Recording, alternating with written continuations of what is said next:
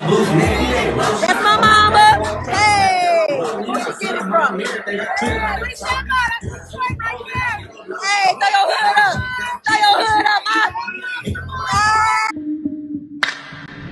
Of course I was manipulating you. That hurts my feelings. I've been good to you, Dean. I'm a cop, remember? But the king's dead. Long live the queen. You need to mind your own beeswax. Kinda always wanted to punch the devil in the face. Shall we play a game, bitches?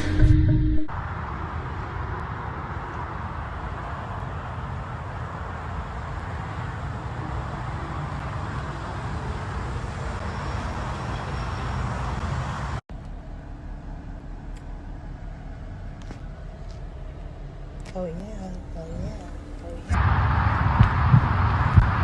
I'm fine regardless, baby. Watch the glow up.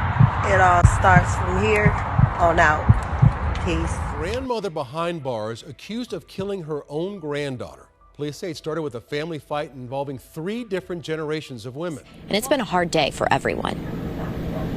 Situations like this are very emotional for the families involved, for the community members, the neighbors nearby, and the officers, especially those first responders that tonight who tried to save this woman's life and unfortunately were unsuccessful.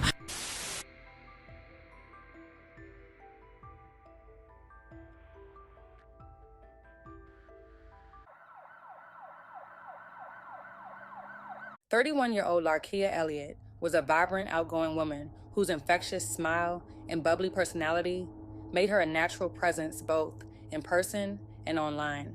A rising influencer, she gained over 20,000 subscribers on TikTok, where her funny and engaging videos captured the hearts of viewers, with her content racking up views in the hundreds and thousands.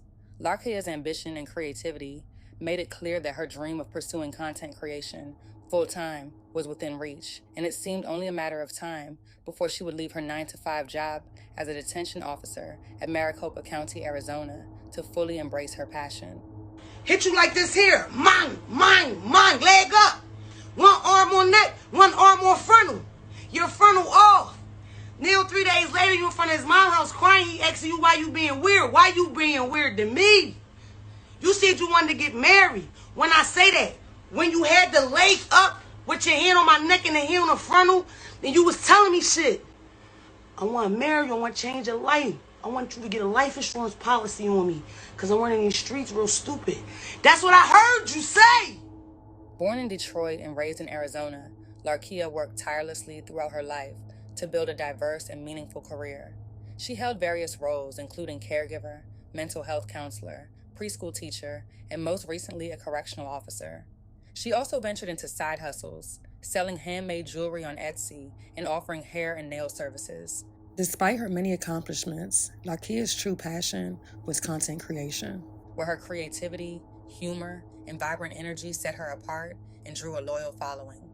Laria's time with the Arizona Department of Corrections, Rehabilitation, and Reentry was another key chapter in her career.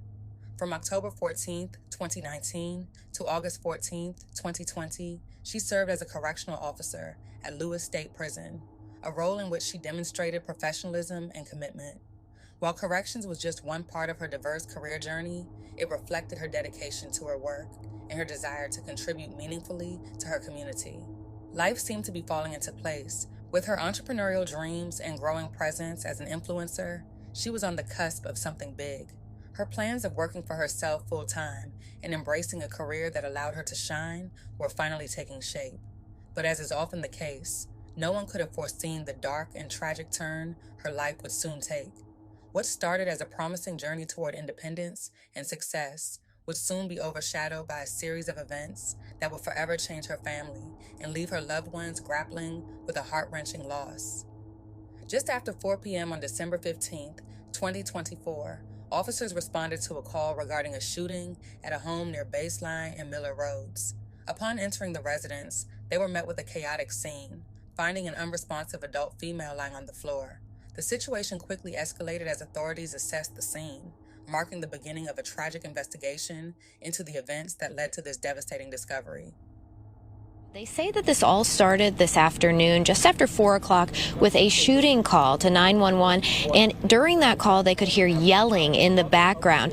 They said that once they got to the scene here in this neighborhood in Buckeye, they ordered everyone inside the home to come out. They said a woman in her 50s did come out of the home. She was detained without incident, but she was the only one to come out of the home. So once they went inside to search for others, they did find a woman in her 30s unresponsive, suffering a gunshot wound. She had been shot at least once. Exactly how many times is still part of the investigation. First responders did try to save her, but sadly she did die on scene. Police also found a woman in her 70s inside the home with a handgun near her. They believe at this point that that was the shooter. Preliminary evidence indicating this is a domestic violence incident involving a grandmother, mother, and a granddaughter who all lived in this home. The victim, 31-year-old Laria Elliott, was tragically pronounced dead at the scene following a violent altercation with her family. According to court documents, the incident began when Laria's 71-year-old grandmother, Deborah Green Davis, overheard a dispute between Laria and her mother in the living room. In response, Davis dialed 911, but investigators say that during the call, Laria attempted to take the phone away from her grandmother, which led to a physical confrontation. Laria's mother then grabbed her by the hair, and the two continued to struggle. In the heat of the moment, Davis allegedly took a gun and shot her granddaughter in the back. Once in custody, Davis admitted to shooting her granddaughter, but claimed she did not believe Laria was trying to harm her mother during the fight. The incident has left many in the community shocked and confused. How could a grandmother turn violent against her own granddaughter? If she truly believed that Laria was not going to harm her own mother, why pull out a gun? Why not just call the police? Were there underlying tensions within the family that contributed to this tragedy? And how did what seems like a typical family dispute escalate so quickly into something so devastating? These are the questions still lingering as investigators continue to piece together the events leading to Laria's untimely death.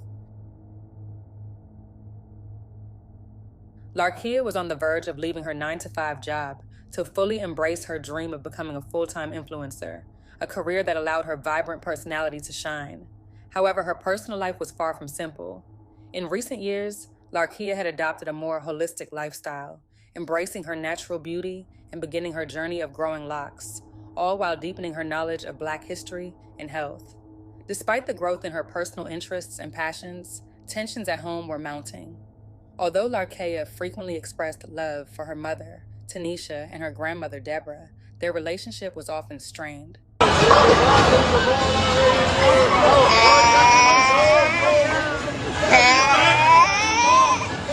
You already know who in the league. See Kia right there. It's on you now, Ma. Publicly, Laria posted heartfelt tributes to them on social media, including a touching Mother's Day message in May 2019, where she shared a series of photos and wrote, "I couldn't choose one picture, so I picked the whole album. Words can't explain how much I love this crazy woman. Sometimes our relationship is like a scale. Sometimes we go up or down, but no matter the circumstances, you are still my mother who gave heir to the throne. I can go on and on, but this is not a book. So I just want to wish my lovely mother a happy Mother's Day. Without you, I wouldn't be strong. Thank you, Tanisha Davis. Oh, and one more thing, these ladies are the link to my heart as well. My auntie Red Mob Lee and Grandma Deborah Green. I want to wish these strong, beautiful women a happy Mother's Day as well, because they do their job better than a 9-to-5. They go above and beyond." Despite these public displays of affection and unity, the reality behind closed doors was much more complex, with the dynamics between Laria and her family often fraught with tension and unspoken struggles. Deborah shared an unbreakable bond with her daughter Tanisha that many saw as unshakable. To outsiders, their relationship appeared rock solid, often standing as the foundation of the family and overshadowing the dynamics with others, including Laria. However, beneath the surface, Deborah's old-school authoritarian mindset often clashed with Laria's independent and free-spirited nature. The tension between them, simmering for years, went largely unnoticed by those around them.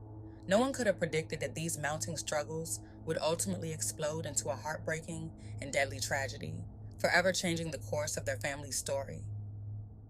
have learned more details this morning, including how it all began. According to police paperwork, this all started with a fight. Police say that 31-year-old Laria Elliott was fighting with her mom inside her house when her grandmother then became involved. And we actually have a mugshot of the grandmother right here as well. Police say 71-year-old Deborah Elise Green Davis heard her daughter and granddaughter fighting in her living room and then began dialing 911 for help. But according to documents, Davis's granddaughter Elliott then tried to take the phone away from her and reportedly punched her as a result before tussling more with her mom.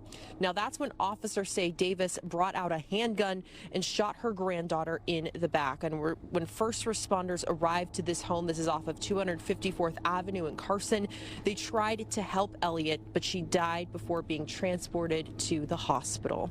Once in police custody, officers say Davis admitted to shooting her granddaughter and said she did not believe her granddaughter was going to kill her mom during the fight. Police also say Davis went through a full medical evaluation and did not have any serious injuries. Davis appeared in front of a judge for the first time in a wheelchair, where he set her bond. I am going to issue a cash bond today in the amount of $500,000. That does mean you can use a bonding company. Bonding companies are going to set their own terms on cash bonds, but you'll have access to the bonding companies when you get back to custody. Davis is facing charges of second-degree murder as a result. 31-year-old Laria Elliott was laid to rest on January 3rd, 2025, in her hometown of Detroit, Michigan.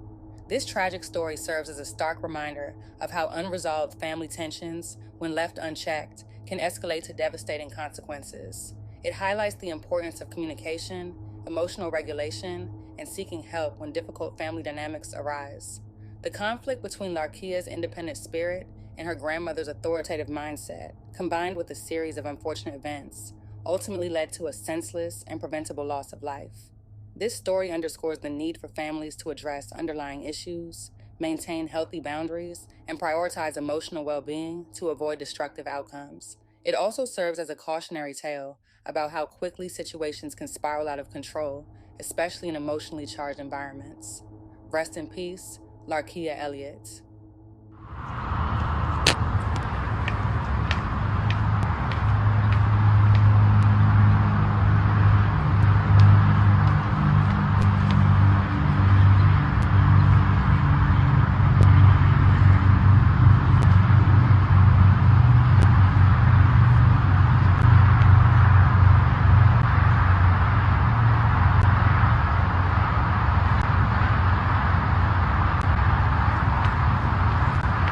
I'm fine regardless, baby. Watch the glow up. It all starts from here on out. Peace.